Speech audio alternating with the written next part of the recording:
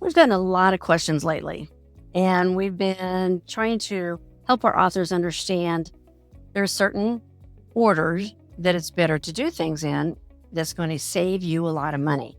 I call it, let's avoid putting the horse before the cart. We want to make sure that we do it in the order that's going to benefit you, not only from a financial budget standpoint, but also the fact that it will help you get your book out more quickly. Believe it or not, number one is finish your manuscript before you hire an editor proofreader. It's going to cost you more if you keep making content changes after you've handed that manuscript over to your professional team. You don't want to be making edits after they already have the book laid out.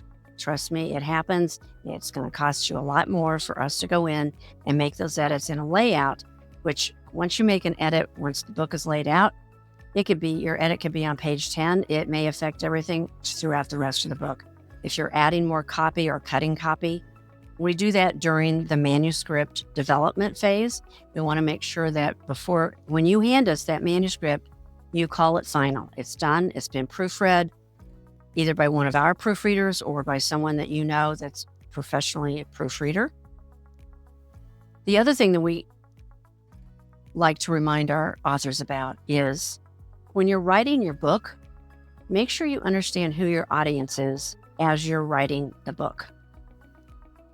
Don't hand me a manuscript and say, how do I market this? Who do I market it to? Who's going to buy my book? We want to have that conversation before you even start your manuscript or while you're developing your manuscript, because your manuscript needs to be written for that audience. We always ask you, what is their wake up in the middle of the night problem? You want to make sure that you can answer those problems and offer those solutions. That's the point of driving your manuscript into their hands. One of the easiest ways to do that is write a vision statement. Why do you want to write this book? Who's it going to help?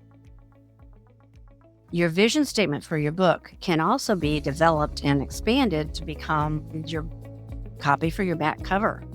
It can be expanded a bit more and be that description on your Amazon author page.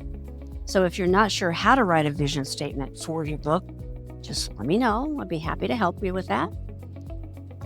The other thing that we talk to people a lot about is you want to design your cover first before you do the inside of your book for a lot of reasons. The main one being, when you design your cover first, you're going to have a way to market your book while you're finishing your book.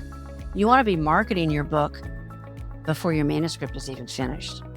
You want to be talking about your book, giving a play-by-play. Today I met with my editor. Tomorrow I get to meet with my book designer. If you have that cover, and use it in your social media, that's going to draw people into your post, and they'll learn more about you and more about your book. And pretty soon they'll be saying, oh, where's that book? I want to buy that book. Where's that book? The other thing that we've learned in the last year is it's better to write your book before you write your online course. It's not that easy, even though it sounds like it might be, to pull your online course, pull the copy. We've had an author do this, who pulled their online course first, pulled their copy out of the online course, and then decided, let's make a book out of it. It's not that easy, because the content that you write for your website or for an online course is not the same copy that you want to use in a book. There's a whole lot of copy that might be missing. And so it became a process of having to fill in the gaps. Well, what are we asking this question for? It's not just a matter of having a book, although you could do this, where you list a lot of questions and then you provide a lot of answers.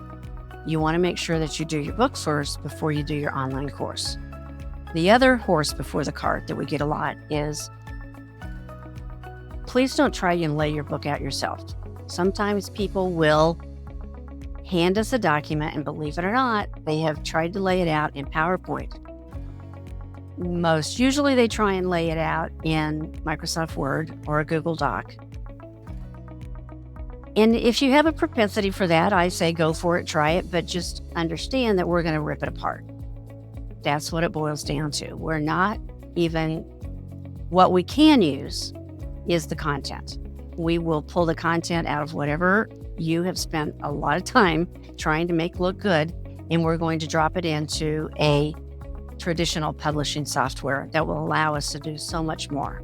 And because after all, my job is to make you look good.